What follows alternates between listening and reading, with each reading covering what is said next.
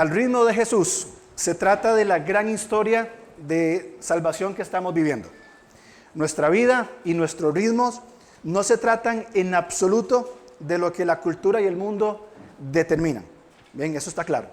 Mucho trabajo, mucho compromiso, mucha apariencia, mucho dinero, mucho de todo lo que podemos hacer. Y al fin y al cabo, ¿para qué? ¿De qué le sirve al hombre si ganara el mundo entero y perdiera su alma? Acallar conciencias, poner curitas sobre las heridas, buscar placebos. Al ritmo de Jesús, como decíamos, se trata de la gran historia de salvación que estamos viviendo, la cual es, por supuesto, el eje de nuestra vida. Y por supuesto que Jesús es el Señor de esa salvación. En Él estamos, en Él vivimos. Y a veces, equivocadamente, tomamos la palabra salvación solo como el concepto de justificación. Y es mucho más amplia. Bien, hemos hablado de muchas palabras, ya palabras que tienen que ser parte de nuestro vocabulario. Salvación, ¿significa salvación que un día moriremos e iremos al cielo? Es parte, una parte muy importante, pero salvación junto con la salvación eterna implica una salvación que vivimos en el aquí y en el ahora. Es decir, vivir con propósito. Hablamos de asuntos pendientes, que son las heridas de nuestro corazón. Hablamos de que los asuntos pendientes se tratan en la intimidad con el Señor, para poder entrar entonces a una transformación o parte de la salvación, la santificación. Bien, ese proceso de toda la vida donde vamos desarrollando esta santidad que el Señor nos manda a tener. Para finalmente aterrizar ¿en qué? En una misión saludable. El gran problema, yo hago mis gráficos, si no lo entiende no se preocupe, yo tampoco lo entiendo, pero para yo entenderlo es así. Bien, para mí esto es salvación. Justificación, santificación, glorificación, es toda una gran historia. Bien, cuando somos justificados somos hechos hijos de Dios. Por tanto, deberíamos convertirnos en discípulos de Jesús, en seguidores de Jesús. Cuando somos seguidores de Jesús y nos hacemos cristianos, lo primero que tenemos que hacer no es comenzar a servir deliberadamente sino que vamos a identificar asuntos pendientes. Porque si alguno está en Cristo, nueva criatura es. Y el asunto de heridas y la carga de asuntos pendientes viene encima con nosotros. Por eso la santificación. ¿Para qué? Para tener intimidad con el Señor, entrar en un proceso de transformación, para terminar ¿en qué? En una misión saludable, donde servimos a Cristo con paz, tranquilidad, con integridad, con sabiduría, tratando mis asuntos, bien, siendo transformado mientras ayudo a otros a ser transformados. Y este proceso tarda toda la vida. Hablamos de medios de gracia, dirección, centralidad, servicio. Y una relación con Dios, conmigo, con el prójimo y con la creación.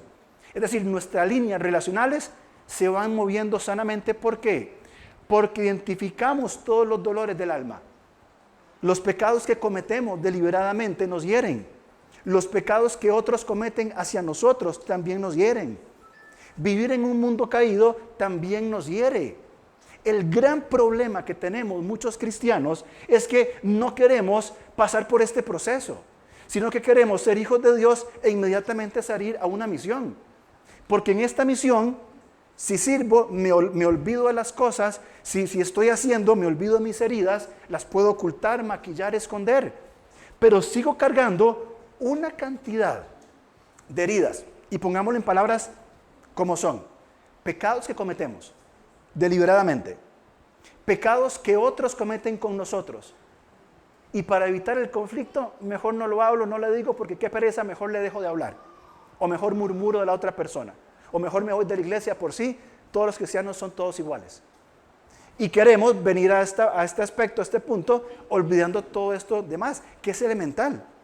La conferencia que hemos tenido estas últimas 5 semanas, ya hoy es la última, ya la otra semana volvemos a Hechos, es justamente para que nos pongamos en una posición que logremos identificar y decir, Señor, mi salvación es que un día voy a ir al cielo, por supuesto que sí, pero en este mundo soy discípulo de Jesús, no perfecto, sino fiel.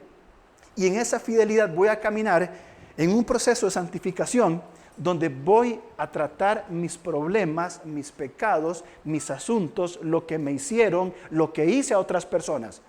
Porque si no, ¿saben qué voy a hacer? Seguir tomando una pastillita, un medicamento para ocultar el dolor. no atacamos a la herida, no vamos al asunto pendiente, no confrontamos el problema, lo maquillamos, lo escondemos debajo de la alfombra y aparento que todo está bien. En cierta forma es un gran menosprecio a quien es Jesús, porque si Él tiene ya nos dio todo lo que necesitamos, como vamos a leer en Pedro. Si ya tenemos todo para vivir una vida justa y piadosa, y yo digo, sí Señor, tienes todo para darme, tengo todo para vivir la vida rica, abundante que tú tienes para mí, pero ¿sabes qué? No lo quiero, voy a esconder mis pecados, mis heridas, mis asuntos. Es muy lindo lo que decís, la música está muy linda, la predicación muy buena, la comunión excelente, pero Señor, ¿sabes qué? Yo mejor escondo mis asuntos pendientes que sigan ahí, que nadie se dé cuenta. Porque no quiero molestar, porque qué vergüenza, porque qué dirán, porque estoy muy viejo, porque estoy muy joven, porque soy el pastor. Y eso no es la vida que tenemos en Cristo. Ahora, hoy lo que quiero hacer es un mensaje muy simple, muy sencillo. Quiero que reflexionemos en Juan 15 sobre qué está determinando el ritmo de nuestras vidas, bien, si es el ritmo de Jesús, para entrar en ese paso lento de la santificación, pero profundo, que me acerca cada vez más a Él, bien, o si vivo al ritmo de la cultura, el materialismo, la superficialidad, lo rápido, prioridades desordenadas, bien, y vamos a ahondar, o no ahondar, vamos a reflexionar sencillamente en Juan capítulo 15, pero antes un par de cosas.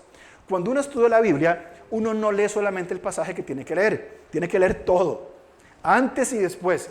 A veces uno dice, bueno, me leo el capítulo anterior, y lo lee, ¿y qué dijo el anterior? Entonces comienza uno en Juan 1 y termina en Juan 21. Porque uno va conectando las cosas. Y es muy importante que en Juan 14, en Juan 12, Jesús dice, hay un encuentro final, ya es el último día de Jesús en Jerusalén, y comienza a hablar en el capítulo 13 sobre el servicio. En el 14 dice, yo me voy a ir, pero voy a volver.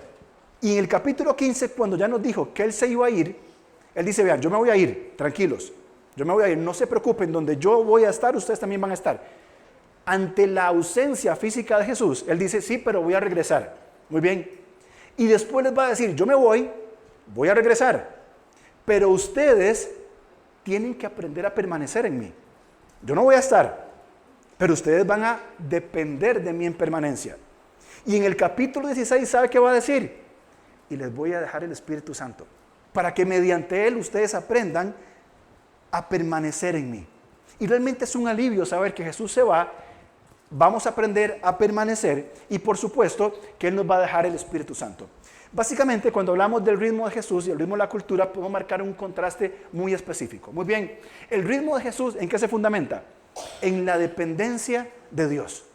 Señor, dependo de ti. Yo no puedo. La cultura va a decir, voy a poner mis intereses primero. Primero mis propios intereses. Lo que yo quiero, prefiero. Aún cuando va en contra de lo que la Biblia enseña. Número 2, requiere la intimidad con Dios. El mismo Jesús dice, yo necesito mi tiempo con el Señor. Así como algunos, no sé quiénes, no pueden despertarse sin tomar un café. Dicen, yo necesito mi café cada mañana. Aquellos que lo hacen, bien.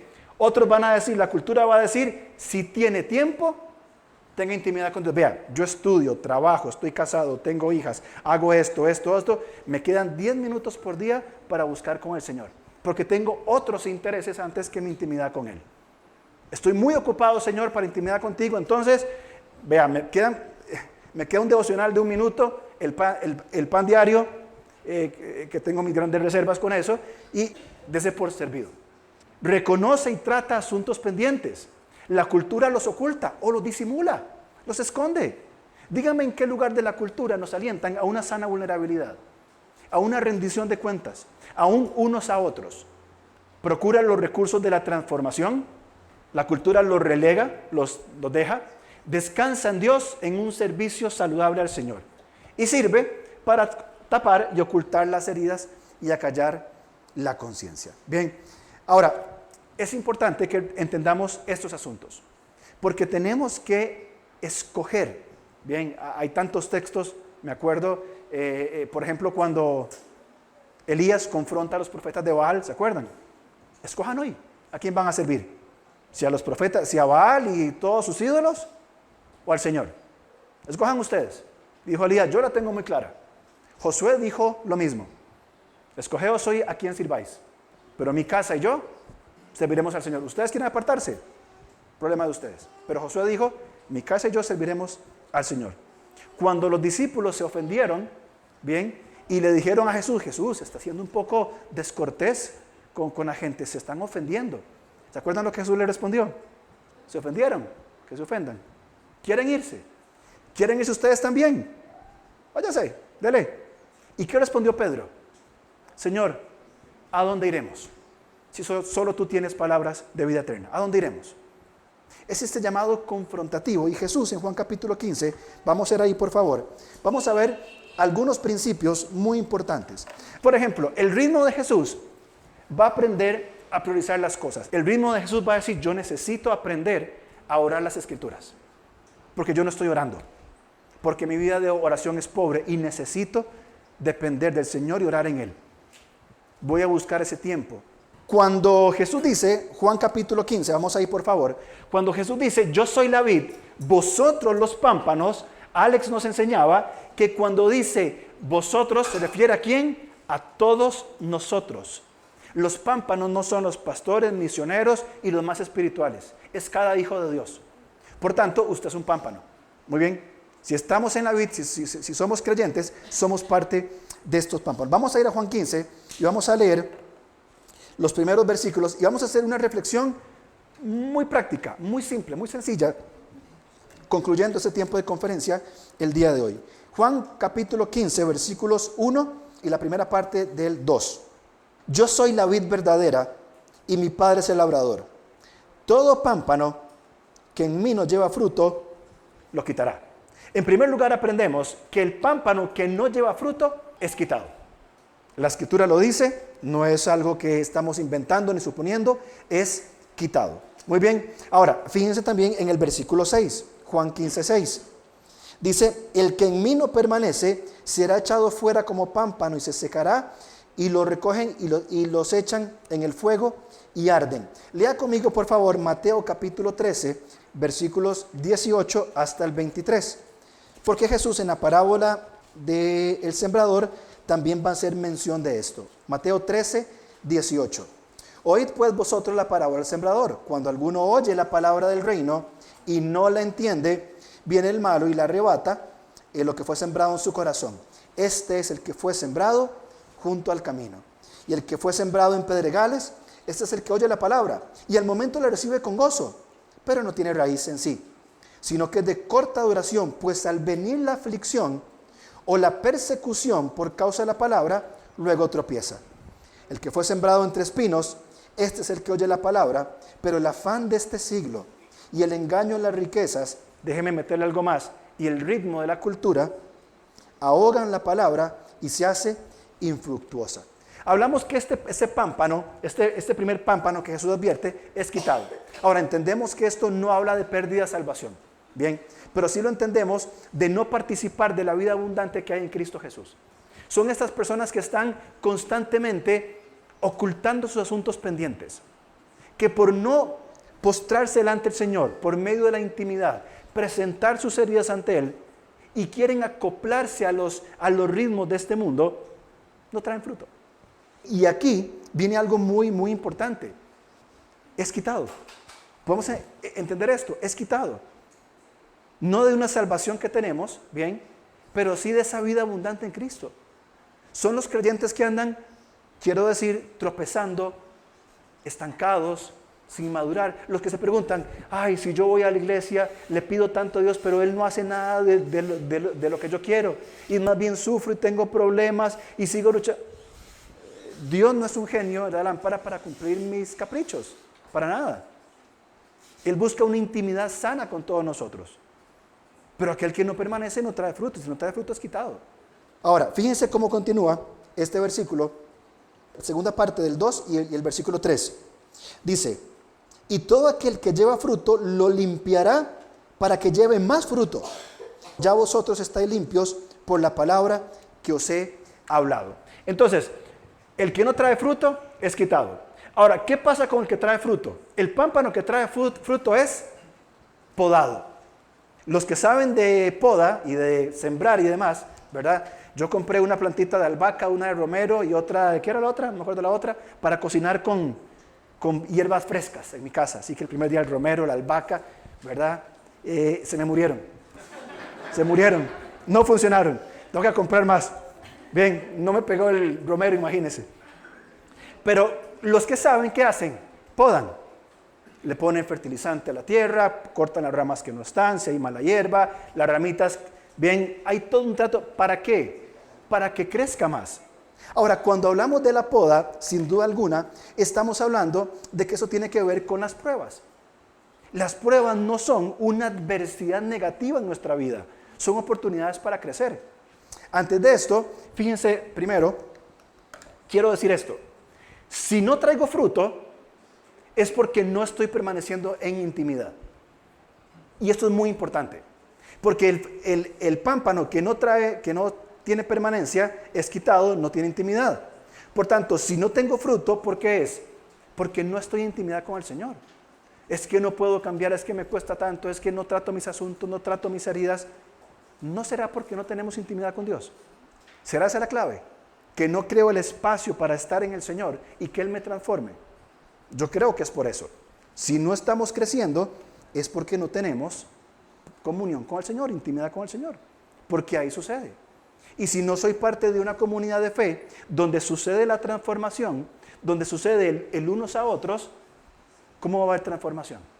Si hay otras prioridades antes que el Señor. Ahora, vamos por favor a Juan, capítulo 14. Les decía, tenemos que leer un poco el contexto. Juan 14, 10 al 11. Es increíble la cantidad de palabras en el texto original que usan la misma que permanencia. Y aquí es una de ellas. Juan 14, 10. En todo el contexto, Jesús les dice, no se turbe su corazón. En el versículo 1. ¿Creen en Dios? Creen también en mí. En la casa de mis padres muchas moradas hay. Voy pues a preparar morada para que si yo me fuere, volveré y los tomaré para todo esto. Y Tomasito, ¿qué dijo? Señor, no sabemos el camino, ni sabemos a dónde vas. Y Jesús lo confronta muy, muy seriamente y le dice, yo soy el camino, la verdad y la vida. Nadie viene al Padre si no es por mí. Si me conocieses, también a mi Padre conoceríais. Y desde ahora le conocéis y le habéis visto. Felipe, ya después de Tomás, le dijo, Señor, muéstranos al Padre y nos basta. Y Jesús lo exhorta, tanto tiempo hace que estoy con vosotros y no me has conocido, Felipe. El que me ha visto a mí, ha visto al Padre. ¿Cómo pues dices tú, muéstranos al Padre? ¿No crees que yo soy en el Padre y el Padre en mí? Fíjense esto, las palabras que yo os hablo, no las hablo por mi cuenta, sino que el Padre que mora en mí, Él hace las obras. Creedme que yo soy en el Padre y el Padre en mí. De otra manera, creedme por las mismas obras. De cierto digo, el que en mí cree, las obras que yo hago, Él las hará también, y aún mayores, porque yo voy al Padre. En todo este texto hay un énfasis de la permanencia. Jesús y el Padre permanecen juntos. Bien, y Él hace una invitación de decir, vengan, experimenten esta permanencia. Ustedes permaneciendo en mí y yo permaneciendo en ustedes. Ahora, esta dinámica de relación con el Señor en algún momento va a generar también un espacio ¿para qué? Para las pruebas. Las pruebas son buenas. Las pruebas son necesarias para que nuestra fe sea sostenida y desarrollada. Si algo no se prueba, si algo no se testea, ¿cómo vamos a verificar su dureza, su firmeza? Vamos a 1 Pedro, capítulo 1. Y fíjense otro texto que tardaríamos siglos en estudiar. 1, 3 al 9. Vamos a leerlo con calma en estos 3 minutos que me quedan de esta primera parte. Pedro introduce su carta. Ya viejo, ya grande, bien, un discípulo cercano a Jesús. Y fíjense las dos cosas que él va a mencionar. Él va a mencionar lo que tenemos en Cristo y el valor de las pruebas. ¿Qué es lo que él está mencionando, Jesús, en Juan capítulo 15? 1:3 de 1 de Pedro. Bendito el Dios y Padre de nuestro Señor Jesucristo, quien según su grande misericordia nos hizo renacer para una esperanza viva por la resurrección de Jesucristo de los muertos. Tenemos esperanza en el poder que levantó a Jesús de los muertos. Si ese poder levantó a Jesús de los muertos, ¿qué puede hacer con nosotros en esta vida? 4. ¿Para qué tenemos esta esperanza? Para una herencia incorruptible, incontaminada e inmarcesible, es decir, que no se marchita, no se deteriora, reservada en los cielos para vosotros.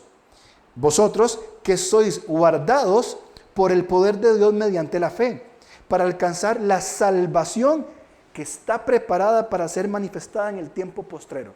Tenemos una seguridad, una salvación segura. Está reservada, guardada, apartada para ser manifestada, es decir, evidenciada cuando Cristo regrese. Pero mientras tanto, en el 6, en lo cual, en esta salvación y esta esperanza, vosotros os alegráis, aunque ahora, en esta vida terrenal, por un poco de tiempo, si es necesario, tengáis que ser afligidos en diversas pruebas. Estas pruebas no son malas, no son castigo de Dios. Es más, Dios no está enojado con nosotros. Toda su ira fue puesta sobre el Hijo. Y sobre el Hijo tenemos esta buena esperanza. Seremos afligidos en diversas pruebas. Señor, ¿para qué? ¿Porque estás enojado conmigo? ¿Por qué pequé? ¿Por qué mentí?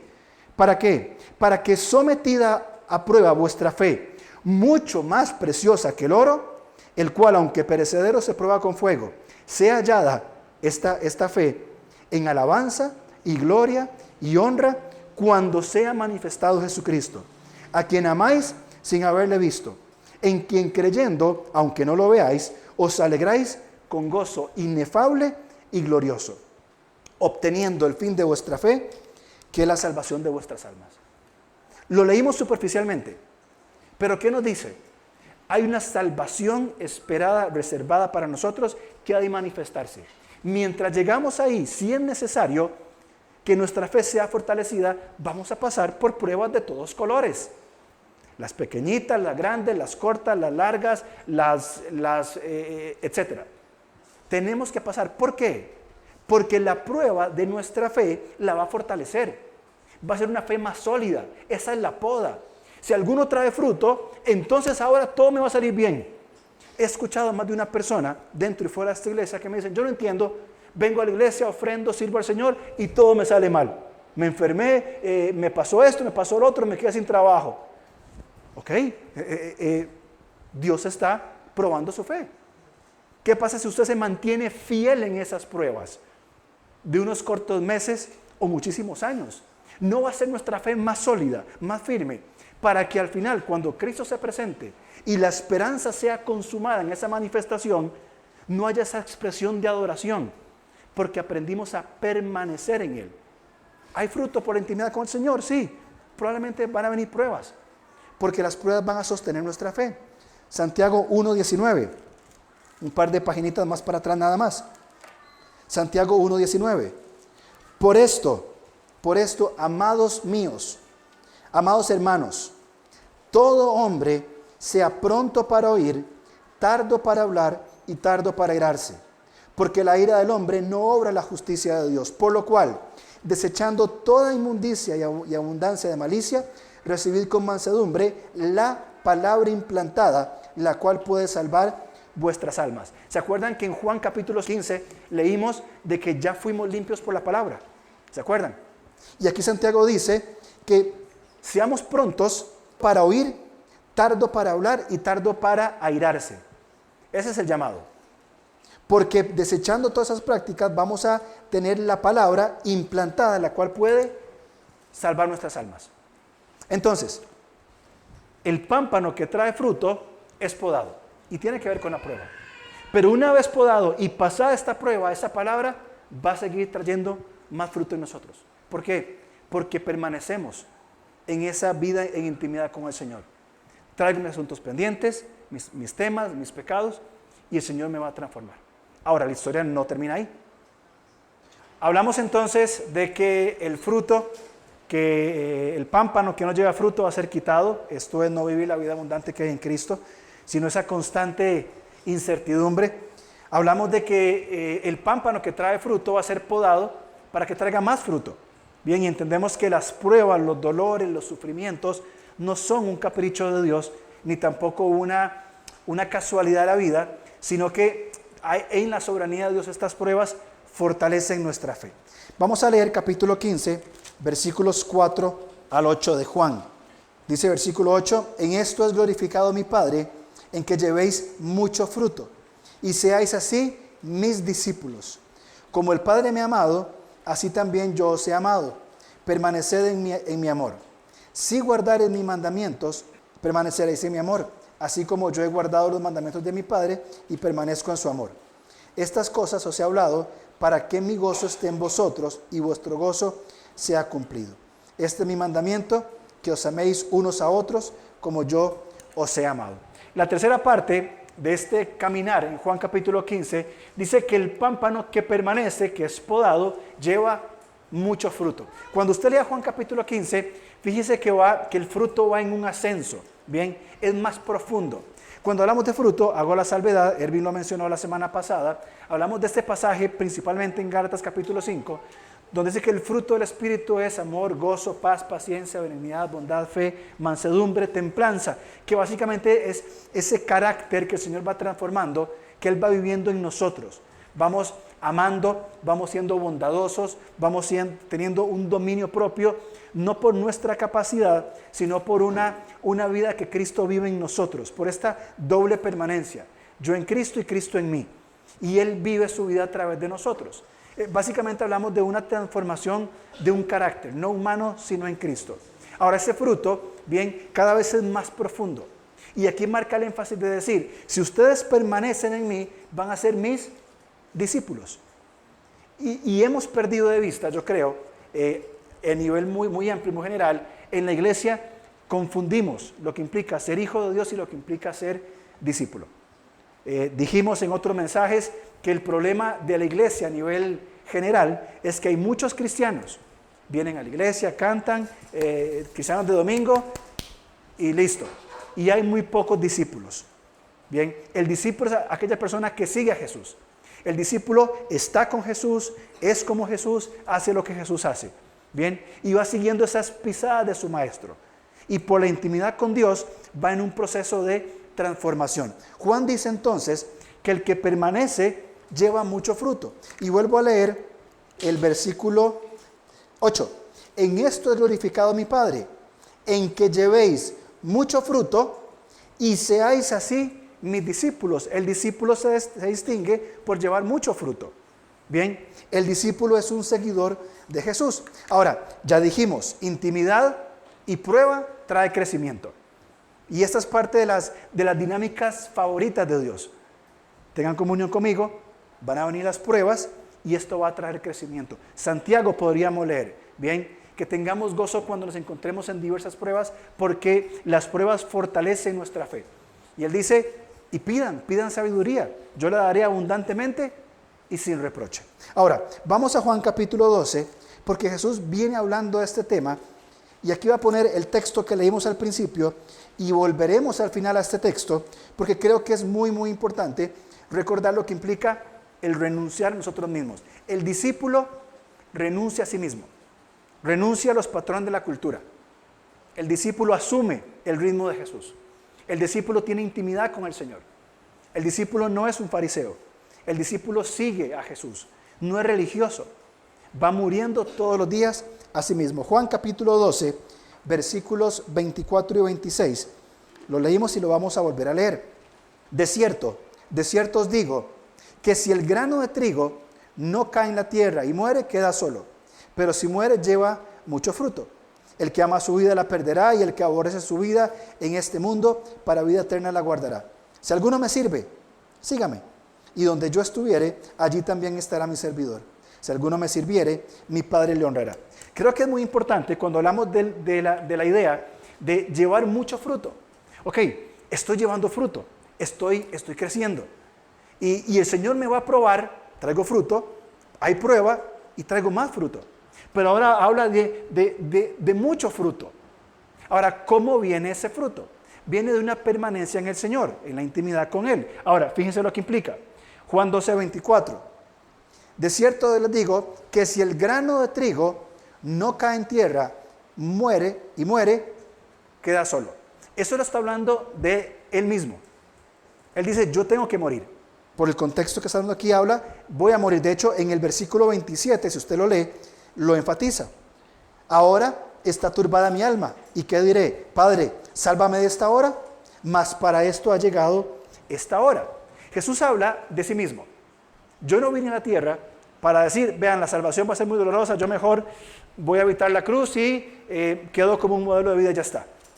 Él dice, si la semilla, si el grano no cae en tierra y no muere, queda solo.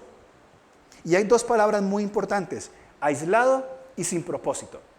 Aislado y sin propósito. ¿Se acuerdan cuando en los evangelios Jesús ve a las multitudes y las ve como ovejas que no tenían pastor? ¿Se acuerdan cómo las describen? Están desamparadas y dispersas. Básicamente la idea es que están heridas y en una esquina. Básicamente, es una oveja, bien, que se lastimó una pata y por un instinto de supervivencia se va a un rincón de la manada, se oculta en una esquina y con su pata quebrada se oculta detrás de algún arbusto. Jesús cuando mira a estas multitudes las ve así, como que hay un gran rebaño y hay una oveja herida. Y esa oveja herida no quiere venir al pastor porque su pata le duele, por intransigencia propia, por herida de otra persona. Pero lo que hace esa oveja es, me escondo, tapo mi herida, intento que no me duela tanto, aunque está la herida abierta. Es la misma idea de no renunciar a nosotros mismos. Si yo sigo persistiendo en mis propios intereses, ¿qué va a pasar conmigo? ¿Voy a ser esa oveja herida y aislada o voy a ser como este grano?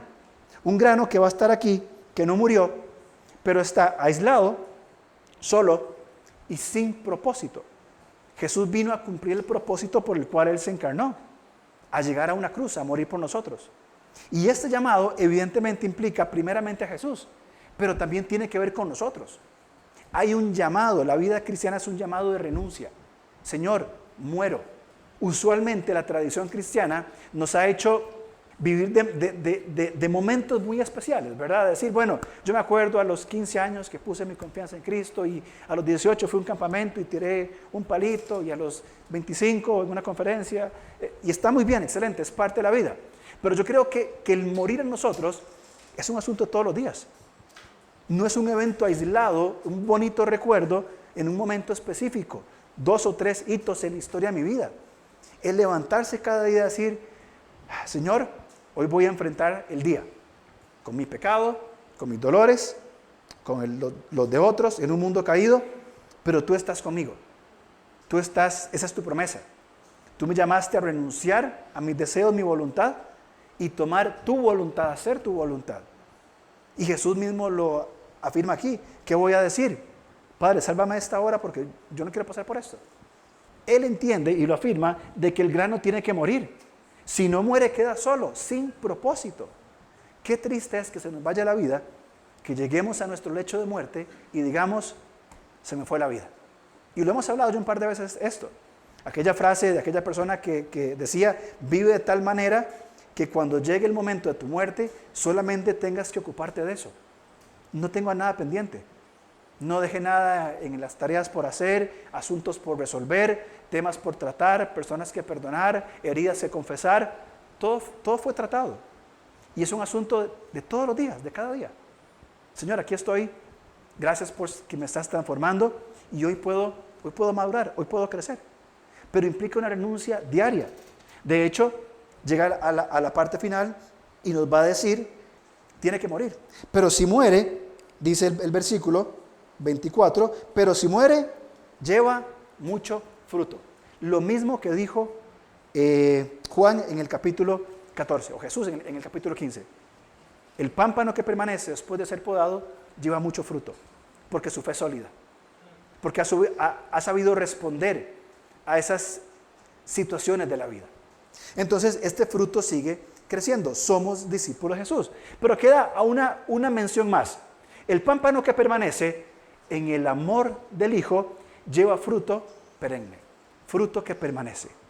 Un fruto que se expande de unas maneras humanamente inexplicables, porque este fruto trata de aprender a dejarse amar por Dios y amar a Dios y a otros.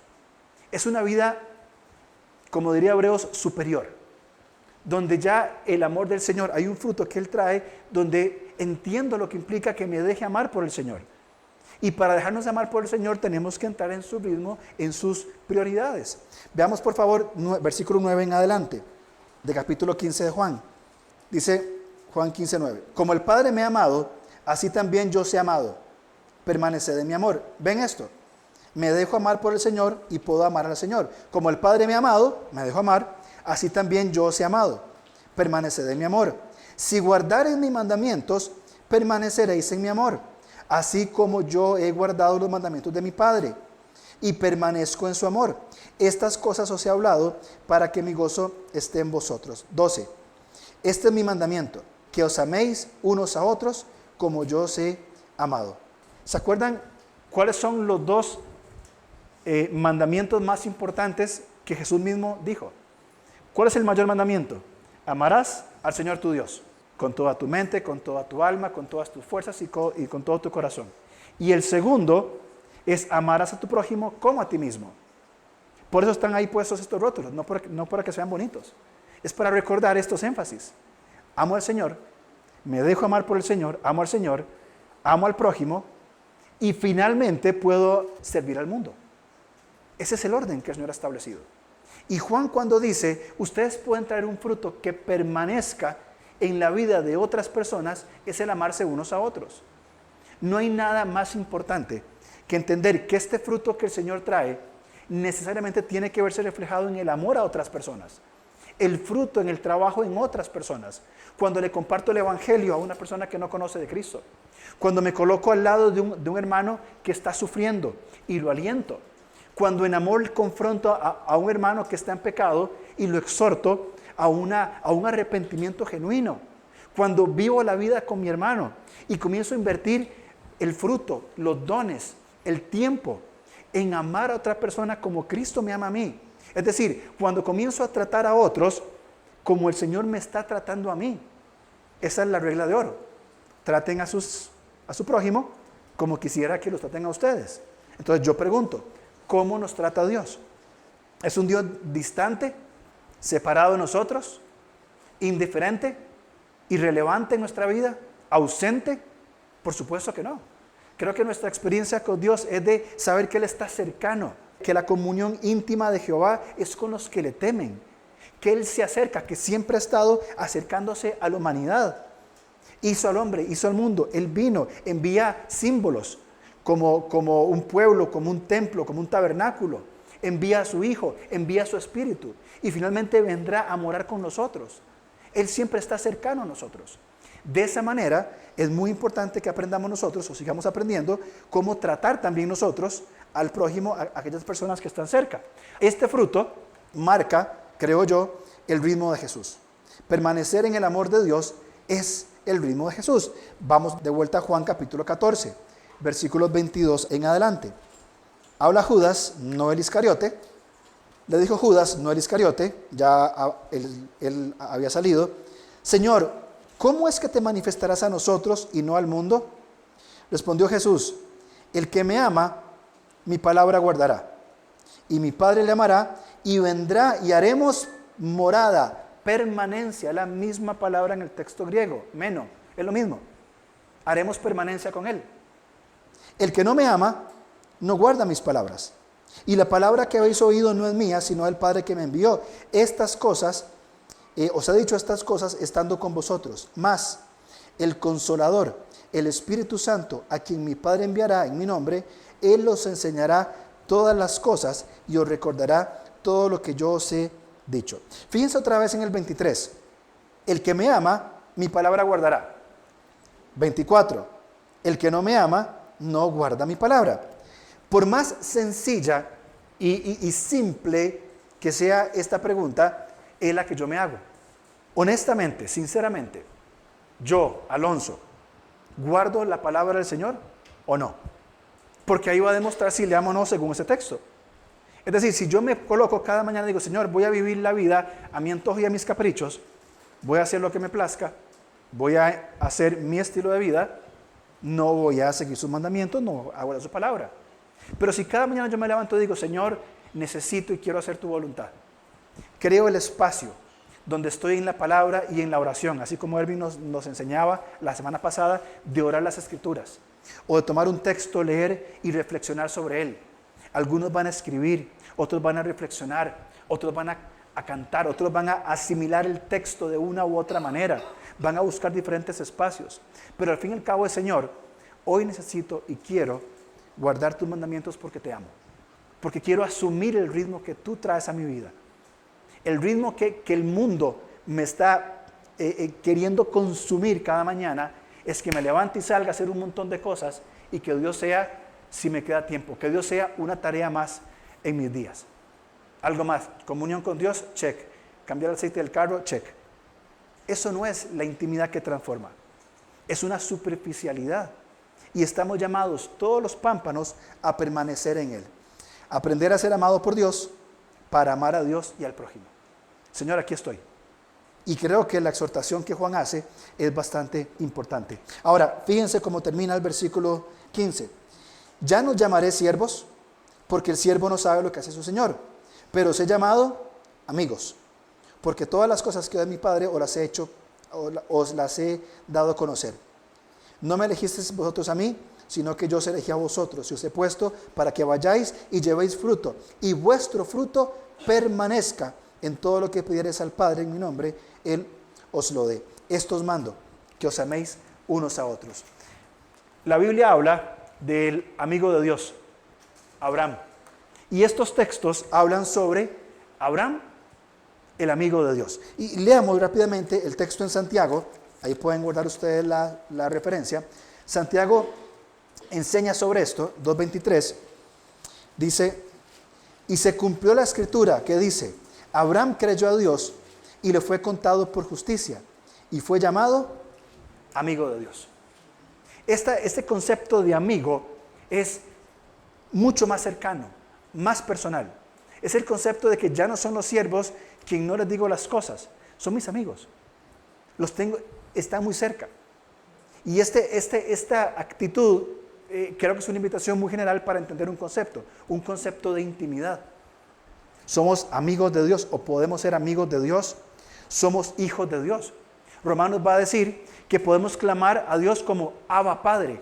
Y este Abba, ya lo hemos hablado anteriormente, tiene que ver con ese llamado al Padre respetuoso pero cercano.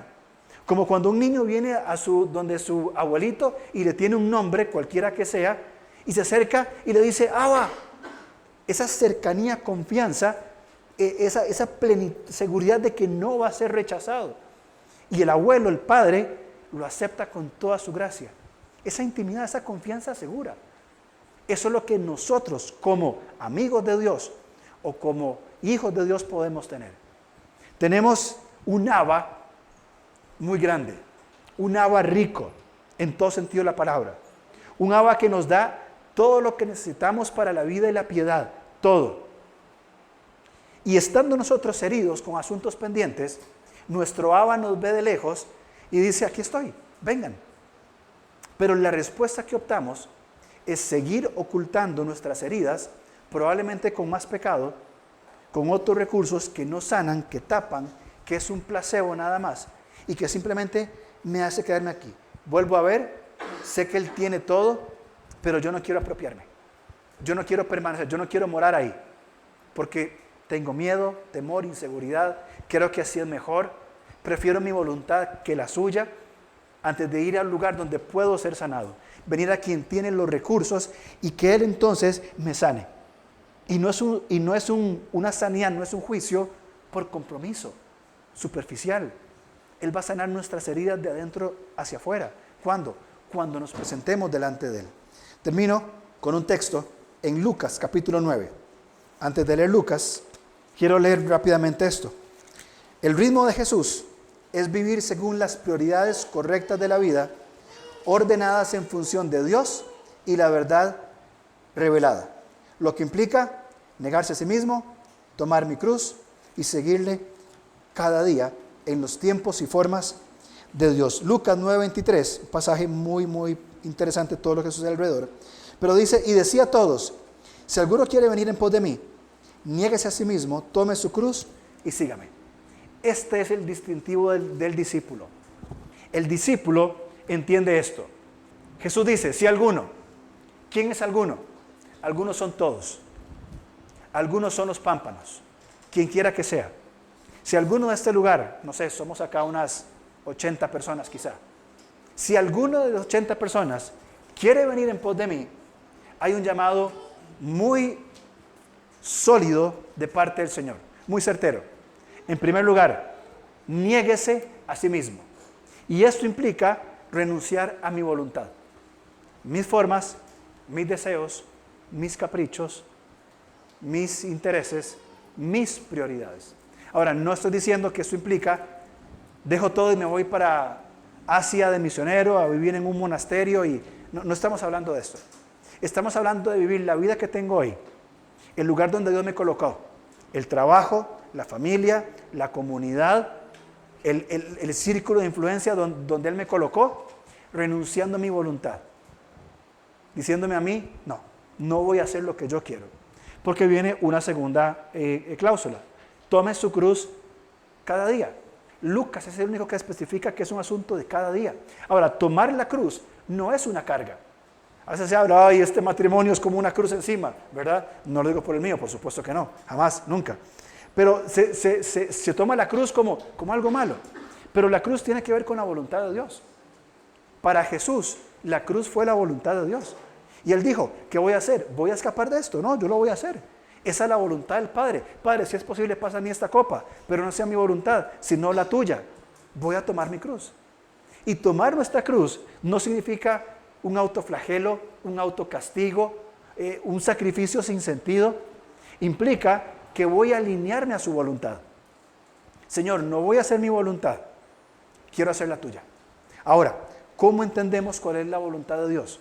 Si no es por las Escrituras, en comunión con Él. ¿Hay alguna otra forma? Lo pregunto, ¿hay alguna otra forma de entender cuál es la voluntad de Dios? De no ser por las Escrituras e intimidad con Dios. No la hay. Solamente aquí está la voluntad de Dios revelada. Hay muchos recursos que amplían conceptos, pero todo está aquí. En esta palabra, cuando yo la oro y digo, Señor, aquí estoy. Tan pecador como soy, tan herido como soy, aquí estoy. Necesito que tú obres en mí.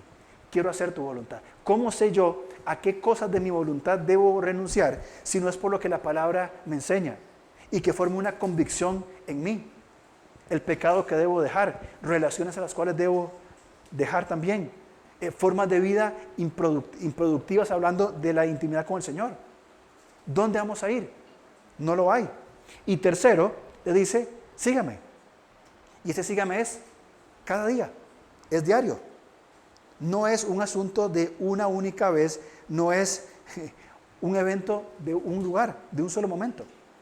Es una constante presentación delante de Él. Juan 12, 24 al 26, quiero leerlo en otra versión, ya lo hemos leído 3 veces. Si no nos quedó claro la primera o la segunda, tal vez aquí sí. Les digo la verdad, el grano de trigo, a menos que sea sembrado en la tierra y muera, queda solo. Sin embargo, su muerte producirá muchos granos nuevos, una abundante cosecha de nuevas vidas. Los que aman su vida en este mundo la perderán. Los que no le dan importancia a su vida en este mundo, la conservarán por toda la eternidad. Termina diciendo Jesús, todo el que quiera ser mi discípulo debe seguirme, porque mis siervos tienen que estar donde yo estoy. El Padre honrará todo el que me sirva. Todo el que quiera ser mi discípulo. Después de 5 semanas, la invitación es, ¿estamos dispuestos a ser discípulos de Jesús que permanecen en Él? Creando espacios para la intimidad, para la transformación, para descansar en Él. ¿O vamos a seguir nosotros viviendo a nuestro ritmo, en nuestras prioridades, en nuestros deseos y no en la voluntad de Dios? Hoy cerramos todos los temas de conferencia. Hoy se acaban. Esto no quiere decir que el tema termina ahí, seguirá. Pero el punto clave es que cada uno de nosotros, de manera individual delante del Señor, llegue a estos compromisos. Señor, aquí estoy. Necesito presentar mis heridas, ser transformado. Quiero ser tu discípulo. Renunciar a mí cada día, tomar mi cruz cada día y seguirle cada día. Padre, en esta mañana queremos agradecerte, Señor, porque tú nos has mostrado, Padre, lo que implica servirte, Señor, lo que implica seguirte, lo que implica vivir para ti. Señor, ya la cultura nos ha discipulado, diciendo, Señor, cómo vivir, diciéndonos qué es lo importante. haciéndonos creer, Señor, que con dinero, poder, apariencia externa, belleza, facilidades, Señor, la vida está resuelta. Señor, pero entendemos que no es así. Entendemos, Señor, que tu voluntad es más profunda, que tu voluntad es agradable y perfecta, Señor, y en ella queremos, Señor, refugiarnos. Señor, no tenemos a otro lugar donde ir, donde hayan palabras de vida eterna. Señor, danos a nosotros como comunidad, como iglesia, esa necesidad, Señor, diaria de crear espacios para la intimidad, para la comunión, para vivir en dependencia de ti. Que como una oveja herida, como un grano aislado, sepamos, Señor, ir al buen pastor, dejarnos caer en tierra fértil.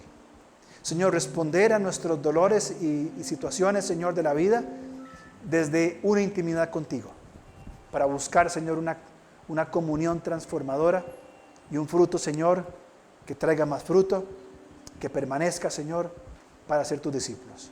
Padre, queremos amarte a ti, queremos amarnos unos a otros. Oramos en el nombre de Jesús. Amén.